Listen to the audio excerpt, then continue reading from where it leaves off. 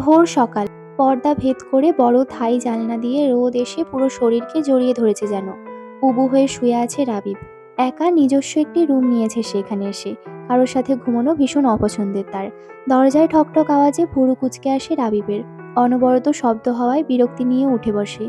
গায়ে T shirt জড়িয়ে দরজা খোলে। চোখ ডলতে ডলতে লক্ষ্য করে সোনালি নুপুর পরা পাজোড়া। থমকে যায়। ওপরে চোখ তুলে তাকালে সে ঠিকই ভেবেছিল। মোহ দাঁড়িয়ে। হৃদস্পন্দন যেন মিস হলো কয়েকটা। শুভ্র সাদায় মোড়ানো মোহ। চমৎকার লাগছে দেখতে।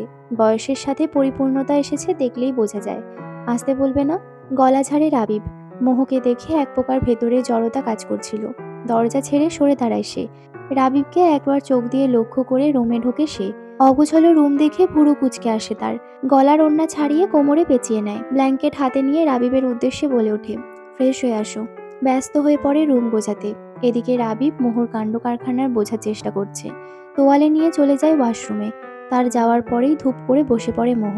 অস্বস্তি, একঝাঁক ভয়, সংকোচ ইত্যাদি নিয়ে দরজায় আঘাত করেছিল। দুনিয়া থমকায় যখন রাবিবের ঘুমু ঘুমু চোখ দুটো তাকে পরখ করছিল। নিজেকে যথাসম্ভব স্বাভাবিক রাখার চেষ্টা করেছে সে। রাবিবের সামনে। বুকে ফু দিয়ে চোখ বন্ধ করে মোহ।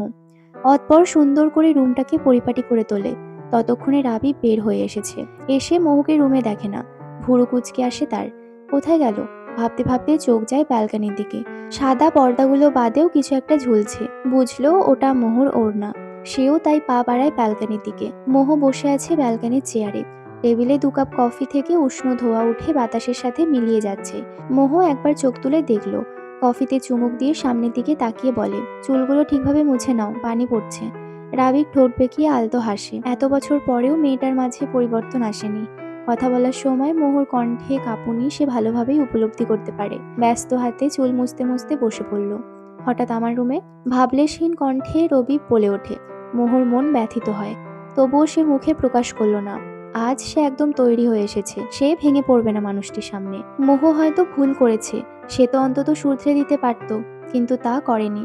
নিজেকে গুটিয়ে নিয়েছে, নিজেকে কষ্ট দিয়েছে, নিজেকেই আবার শুধরে নিয়েছে। অথচ মোহ ঠিকই এত বছর সম্পর্কটাকে সশরীরে ত্যাগ করলেও মনে মনে বয়ে বেরিয়েছে।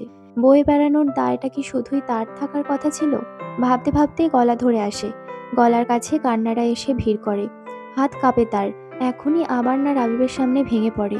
ধরা গলাতেই রাবিবকে জিজ্ঞাসা করে, এরকমটা করার কি আদৌ দরকার ছিল রাবিব? এতক্ষণ যাবৎ রাবিবও লক্ষ্য করেছে মোহকে।